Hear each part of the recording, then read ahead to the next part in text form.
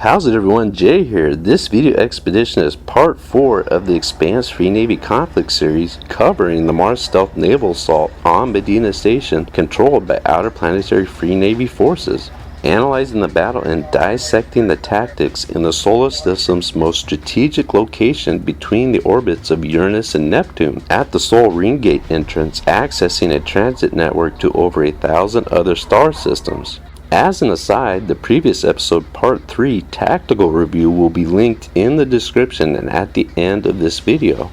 Mars Joint Fleet Admiral Kirino commands a special operations naval unit of 9 advanced stealth warships and 2 strike formations. The main battle group of 6 vessels consisting of 3 Scirocco class attack cruisers, 2 heavy assault frigates, and a Morrigan class destroyer. The forward recon element contains 2 patrol destroyers and a specialized heavy surveillance frigate. The task fleet is operated by battle-tested Martian crews from the UN MCR war, totaling 1,090 naval operators, 115 Pathfinder specialists, and 575 Marines and Force Recon drop troops.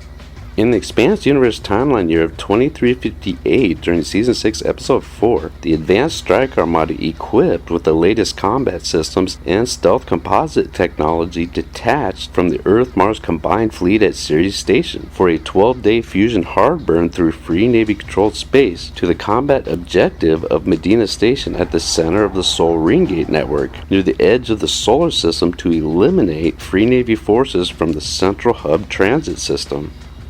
Phase 1 for the order of battle positions the recon squadron 10 hours in advance of the primary battle group. Escorted by the 2 stealth patrol destroyers, the Pathfinder frigate is equipped with long-range LiDAR and radar surveillance systems for scanning navigational trajectories to maximize stealth evasion through avoiding shipping lanes and outer planetary patrol zones frequented by Free Navy assets. The screening patrol destroyers are armed with 24 first strike stealth evasion torpedoes with advanced range capacity for standoff engagement contingencies. Both flight groups maintain tight formations inside their combined stealth fields with drive signature masking projecting a single heat plume similar to that of a light transport skiff, blending in with the high volume merchant traffic in the outer planets with the ability to display false transponder IDs as an additional concealment capacity of stealth evasion technology.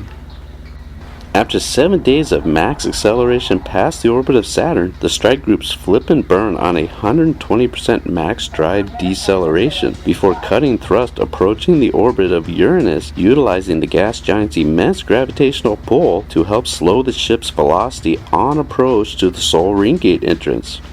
The strike groups are now running dark in full stealth mode with 0 heat or emission signatures after successfully avoiding detection through Free Navy controlled space, guided by the navigation frigate completing the Phase 2 objective.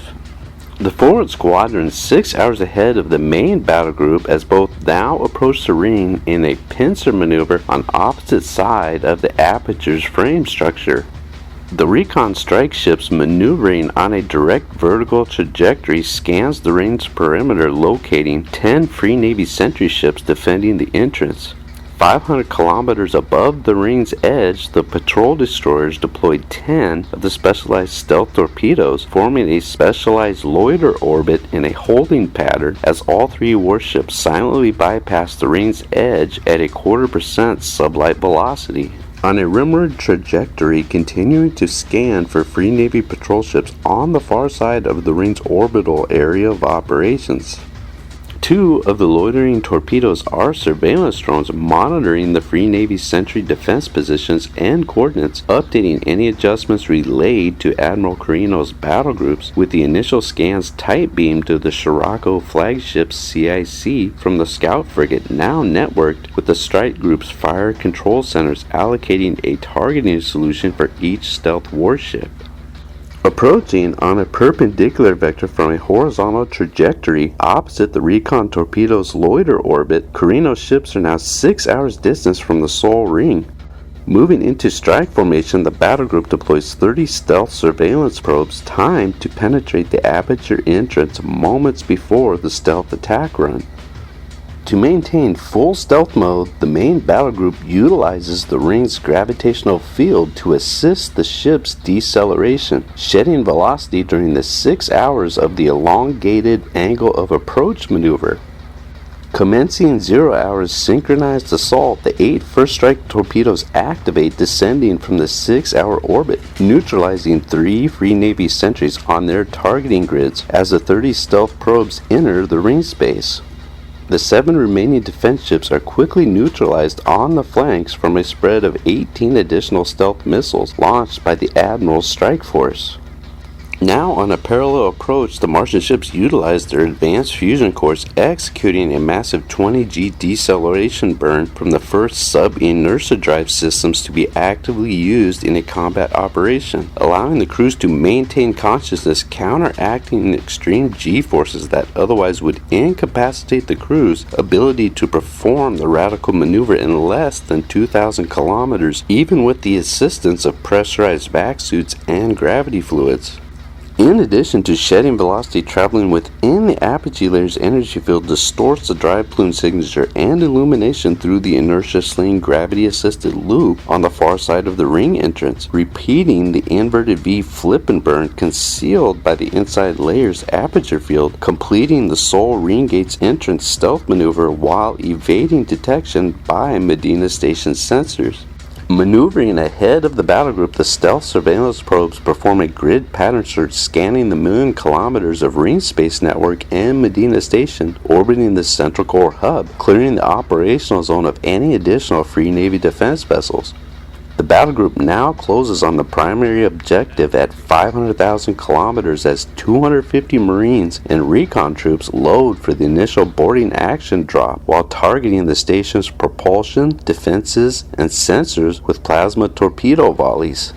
The Earth-Mars Coalition and Combined Fleet's rules of engagement stipulated, in the absence of a clear and present threat, to avoid collateral damage and civilian casualties on the largest station in the solar system, the offer of unconditional surrender will be conveyed upon the battle assessment of the commanding naval flag officer. Closing on the objective at 400,000 kilometers, Admiral Kirino relayed the ultimatum via wideband comm channel, with Medina Station's targeting and tracking arrays jammed from the strike group's electron countermeasure suites linked with the surveillance probe's multi-scan sweeps, clearing the million-kilometer circumference area of ring space, indicating green lights for every tactical level of operational protocol. However, on the nuclei of the central hub core, a battery emplacement of 6 heavy planetary railguns avoided detection with unknown elements of carbon composite layers. Triangulating the wide beam transmission, the covert artillery ring station located and targeted the Martian battle group with salvos of kinetic plasma charges, destroying all 6 warships in a matter of seconds with all hands lost. The railguns were of Martian-designed platforms decommissioned after the UN MCR war from emplacements in the outer planets, requisitioned by the Mars naval expedition to the Laconian star system through Ringgate 673 as construction materials for the colonial settlement on Planet 2 of Laconia. 2 years later, at the end of Season 5, the breakaway Mars militant faction and the MCRN 3rd Fleet claimed Laconia as a sovereign military power, reverse engineering technology from the proto-molecule platforms in orbit, and retrofitting the railguns with advanced materials, supplying the Free Navy with these heavy weapons. The rogue Martian Command Admiral Duarte orchestrated the Free Navy as a proxy force to delay Earth and Mars as a stopgap measure, giving the Laconians time to develop ultra-advanced warships by possessing the only known supply of the proto-molecule sample elements. The Martian recon squadron survived the battle, operating in normal space outside the ring network, now rendezvousing with the joint command forces operating in 3 task fleets pursuing the Free Navy battle groups. 67 coalition warships and 63 Inaros faction ships are hard-burning towards the Sol Ring Gate for the final confrontation in the war to determine control of the expanse beyond the solar system. This video battle breakdown is covered in Part 6 of the Free Navy conflict series titled The Combined Fleet Sol Gate Offensive in the video link and listed in the description. For the entire Free Navy Conflict series and the UN MCR war covering the 120 years of interplanetary conflict between Earth and Mars are also linked in the channel series playlist section. If you enjoy science fiction battle breakdowns, hit subscribe for instant notifications on future episodes. You can also vote in the channel's community tab section to help decide future video content. Thank you so much for watching. Tiniwashi Scoot Rocinante. Peace out.